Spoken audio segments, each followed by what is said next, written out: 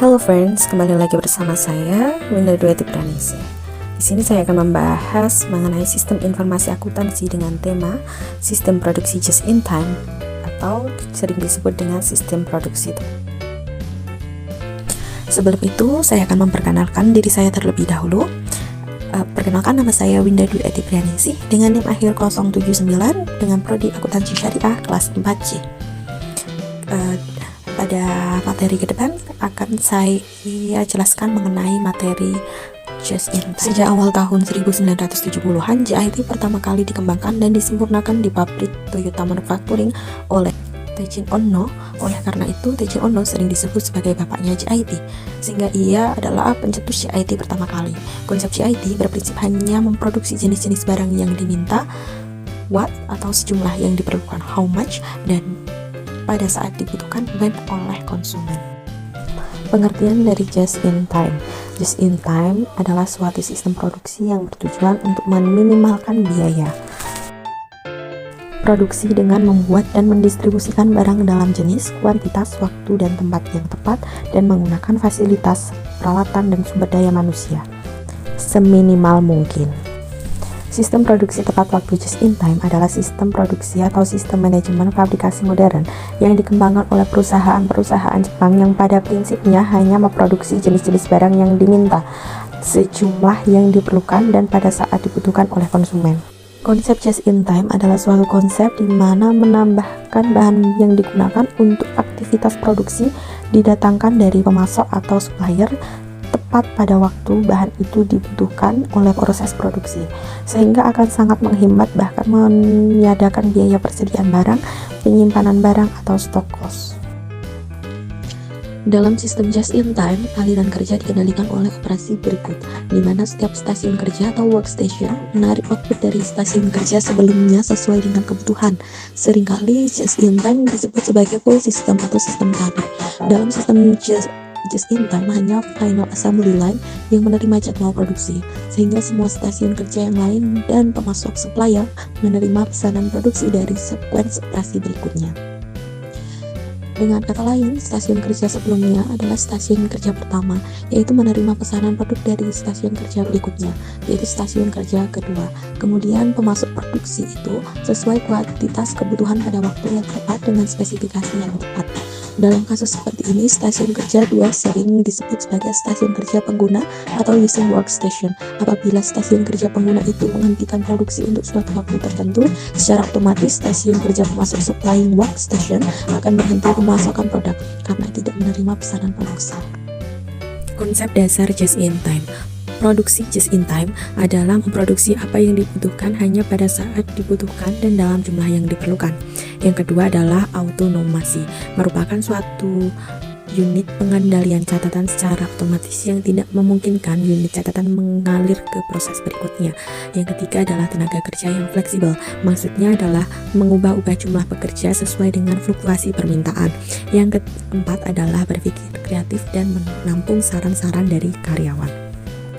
Tujuan dari just in time yang pertama adalah zero defect atau tidak ada barang yang rusak, dikarenakan permintaan dari perusahaan di mana dalam produksinya itu dilakukan ketika barang itu dibutuhkan. Kemudian yang kedua adalah zero setup time. Tidak ada waktu setup di mana pengolahan mesin itu sudah dirancang secara khusus untuk memproduksi barang-barang sesuai dengan kebutuhan. Kemudian yang ketiga adalah zero lot exercise, adalah tidak ada kelebihan lot, di mana produksi itu hanya dilakukan dengan jumlah yang sudah ditentukan. Kemudian zero handling, tidak ada penanganan, ya karena penanganan di sini adalah produksinya itu dilakukan secara pas, tidak berlebihan, sehingga seketika dalam produksinya itu memperoleh hasil yang maksimal. Kemudian zero queues atau tidak ada antrian. Di sini yang dimaksud tidak ada antrian karena tidak ada bahan baku yang belum diproses, sehingga kita mengambil bahan baku yang dibutuhkan saja, sehingga bahan baku itu langsung diproses seketika itu. Kemudian zero breakdowns, tidak ada kerusakan mesin, di mana mesin itu sudah dipersiapkan dengan baik, sehingga ketika dalam proses pengolahan itu sudah tidak ada hambatan lagi. Kemudian zero lead time adalah tidak ada kelebihan waktu, di mana kelebihan waktu di sini adalah pada proses pengangkutan atau proses pembelian bahan baku itu tidak ada kesalahan yang lain. Kemudian tujuan yang harus diperhatikan yaitu yang pertama adalah aliran material yang lancar. Pada intinya adalah pola aliran yang lebih sederhana terhadap material yang akan diproduksi. Untuk itu dibutuhkan pengaturan total pada lini produksi, sehingga yang dibutuhkan perusahaan adalah akses langsung dengan bagian penerimaan dan pengiriman. Tujuannya adalah untuk mendapatkan aliran material yang tidak terputus dari bagian penerimaan dan kemudian antar tiap tingkat produksi yang saling berhubungan secara langsung. Sampai pada bagian pengiriman, apapun yang menghalangi aliran yang merupakan target yang baru diselidiki dan dieliminasi. Yang kedua adalah pengurangan waktu setup. Sesuai ketentuan just in time, terdapat beberapa bagian produk diskret yang memiliki waktu setup mesin yang kadang-kadang membutuhkan waktu beberapa jam. Hal ini tidak dapat ditoleransi dalam sistem just in time dengan pengurangan waktu setup yang dramatis telah dapat tercapai oleh berbagai perusahaan.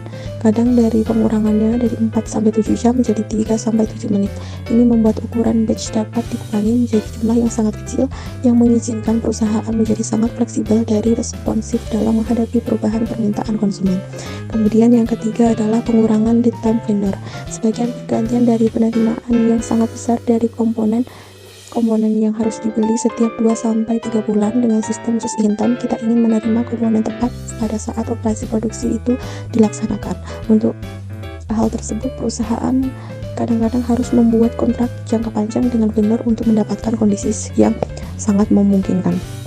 Kemudian komponen zero defect. Pada sistem just in time itu tidak dapat mentolerir komponen yang cacat, baik itu yang diproduksi maupun yang dibeli. Untuk komponen yang diproduksi, teknisi kontrol statis harus digunakan untuk menjamin bahwa semua proses sedang memproses komponen dalam toleransi setiap waktu. Untuk komponen yang dibeli, vendor itu diminta untuk menjamin bahwa semua produk yang mereka sediakan telah diproduksi dalam setiap produksi yang diawasi secara statistik. Perusahaan kain selalu memiliki program sertifikasi vendor untuk menjamin terlaksananya hal ini. Kemudian yang terakhir adalah kontrol lantai produksi yang disiplin. Dalam sistem pengawasan lantai produksi tradisional, penekanan diberikan pada utilitas mesin, waktu produksi yang panjang yang dapat mengurangi biaya setup dan juga pengurangan waktu yang bekerjanya. Untuk itu, order produksi dikeluarkan dengan memperhatikan faktor-faktor ini dalam just in time. Perhitungan performasi tradisional ini sangat jauh dari keinginan untuk membentuk persediaan yang rendah dan menghilangkan hal-hal yang menghalangi operasi yang meresponsif. Hal tersebut membuat waktu awal pelepasan order yang tepat harus dilaksanakan setiap saat. Maka dari itu, kadang-kadang mesin dari operator mesin dapat saja menganggur. Banyak manajer produksi yang telah menghabisi sebagian besar waktunya untuk menjaga agar mesin dan tenaga kerja tidak sibuk, mendapat kesulitan membuat penyesuaian yang dibutuhkan agar berhasil menggunakan operasi just in time. Perusahaan yang telah berhasil mengimplementasikan filosofi just in time akan mendapatkan manfaat yang besar. Manfaat dari just in time yaitu yang pertama mengurangi ruang gudang untuk melakukan penyimpanan barang, yang kedua mengurangi waktu penundaan jadwal produksi, yang ketiga mengurangi pemborosan akibat cacat produksi, yang keempat menciptakan hubungan yang baik dengan pemasok, yang kelima adalah menyediakan kualitas dalam proses, dan yang terakhir menggunakan mesin dan fasilitas dengan baik.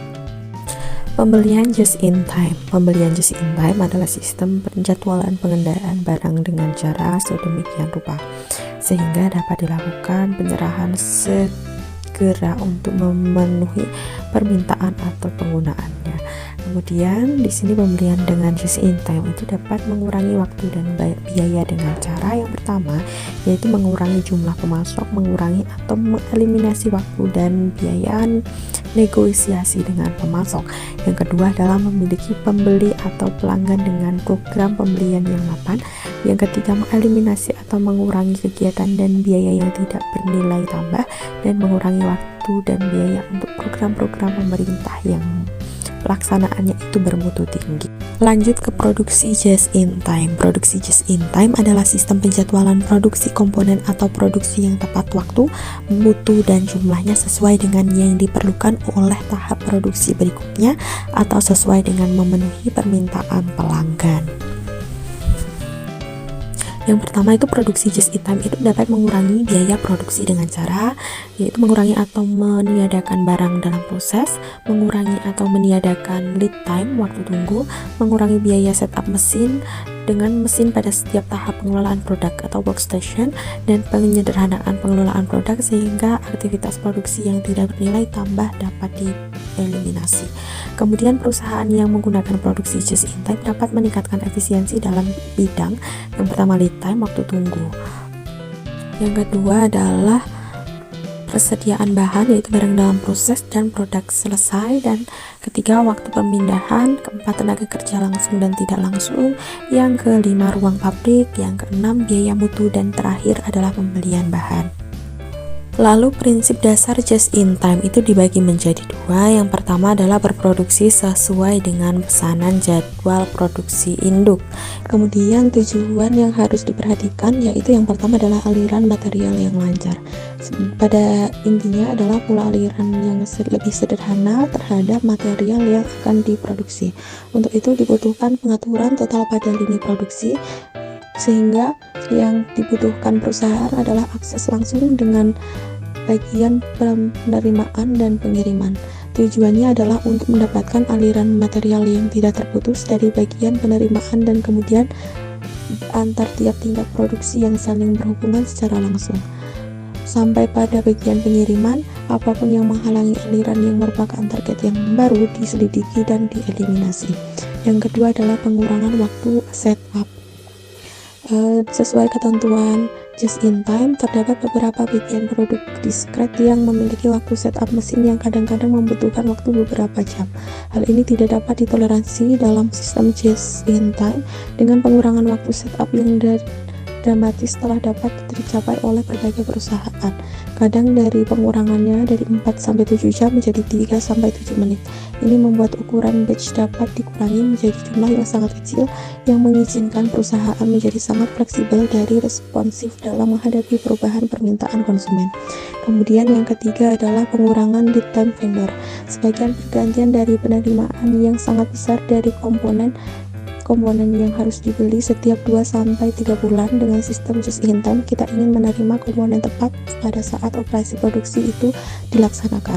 Untuk hal tersebut, perusahaan kadang-kadang harus membuat kontrak jangka panjang dengan vendor untuk mendapatkan kondisi yang sangat memungkinkan. Kemudian komponen zero defect.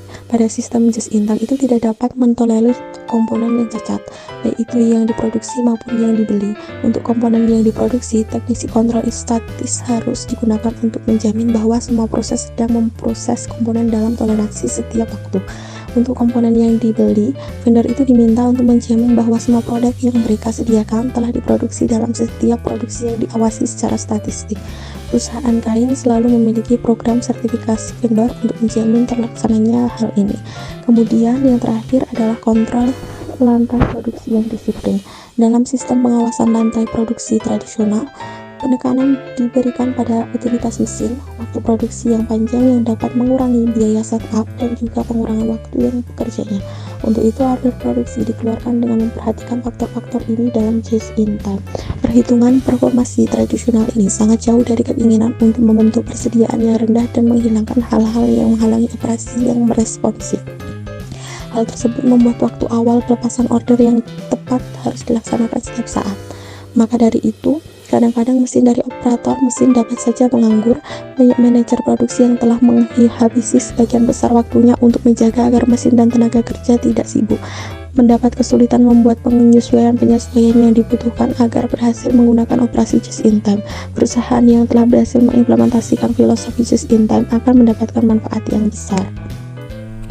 Yang pertama adalah kualitas kesediaan yang kurang, dengan begitu akan menghemat ruang dan biaya yang dikeluarkan untuk biaya pengawasan sewa dan tempat.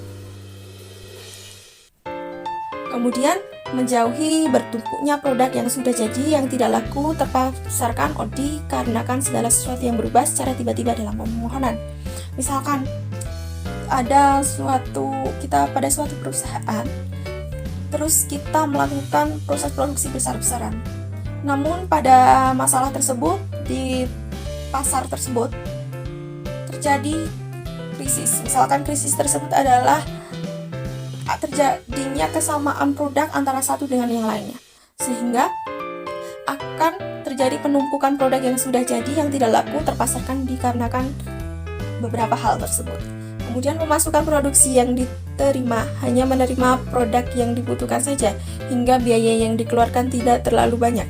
Sama halnya dengan yang tadi, karena kita hanya menerima permintaan atau kebutuhan produksi tersebut, maka kita dapat menaksirkan bahwa biayanya yang akan kita keluarkan adalah sekian. Karena apa? Karena biaya yang dikeluarkan sesuai dengan prediksi atau permintaan pelanggan itu akan membuat efisiensi dari biaya operasional bahan baku dan biaya lainnya, sehingga tidak akan terjadi kelebihan dana. Kemudian ketersediaan yang sedikit diperkirakan akan mengakibatkan produk yang terbuang dengan sia-sia. Karena produk yang sudah tidak layak dikonsumsi dan juga sudah ada yang rusak akan menjadi semakin rendah. Misalkan yang dimaksud dari ketersediaan yang sedikit diperkirakan akan mengakibatkan produk terbuang sia-sia, itu adalah di mana produk tersebut ada sisanya, kemudian sisa tersebut ditumpuk di gudang. Ketika ditumpuk di gudang, maka akan terjadi namanya penurunan kualitas barang, sehingga lama-kelamaan berangsur-angsurnya waktu akan terjadi ketidaklayakan konsumsi dan kerusakan yang mengakibatkan barang tersebut berkualitas rendah. Kemudian membutuhkan kualitas yang bagus dari bahan-bahan yang akan digunakan. Dengan demikian, waktu saat pemeriksaan akan berkurang dan juga pekerjaan juga akan berkurang. Apa masalahnya?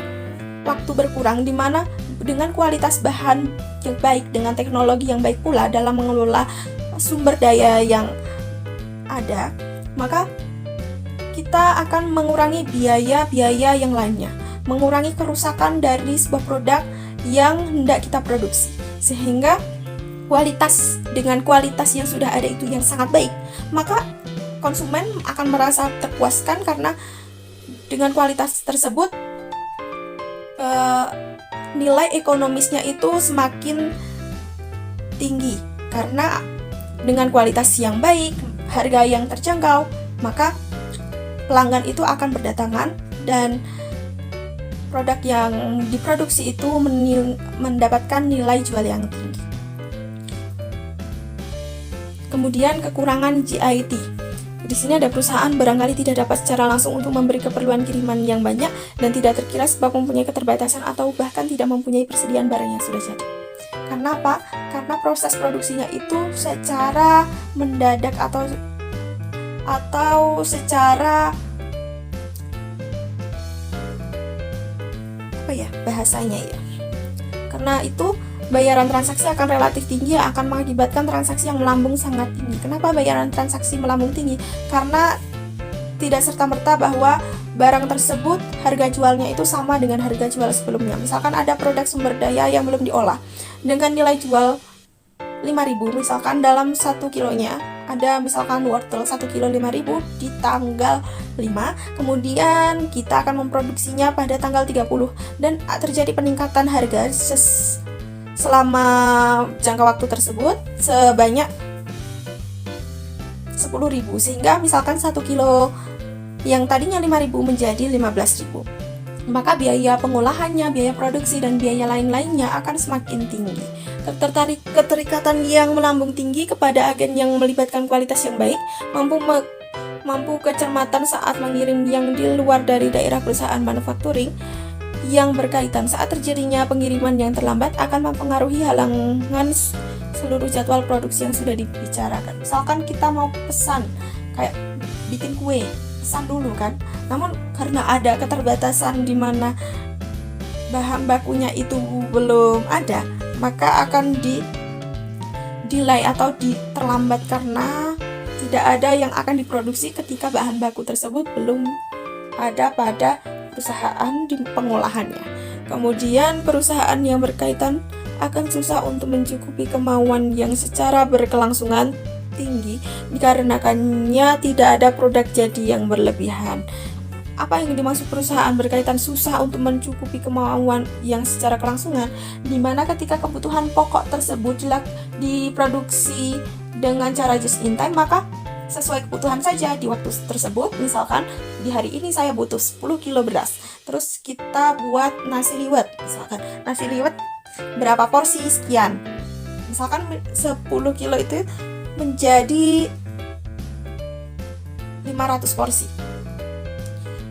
Namun pada keesokan harinya atau hari berikutnya kita tidak memproduksi lagi karena bahan bakunya itu sudah habis. Dimana karena just in time tersebut seperti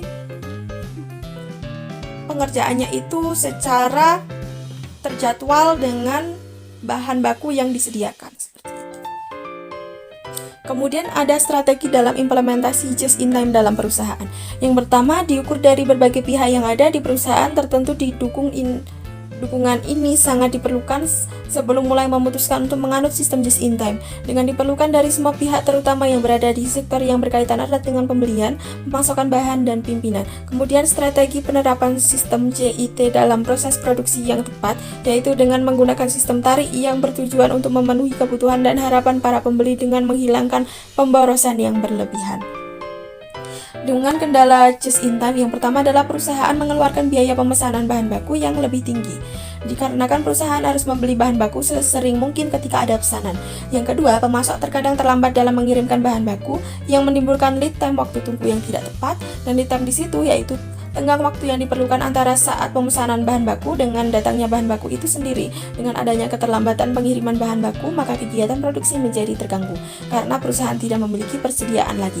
Kemudian yang ketiga, karena proses produksi pada perusahaan dilakukan secara manual, sehingga perusahaan terkadang mengalami kesalahan dan kegagalan dalam produksi. Misalkan contoh penerapan just in time pada perusahaan The 100 Yen Sushi House bukankah sebuah restoran biasa?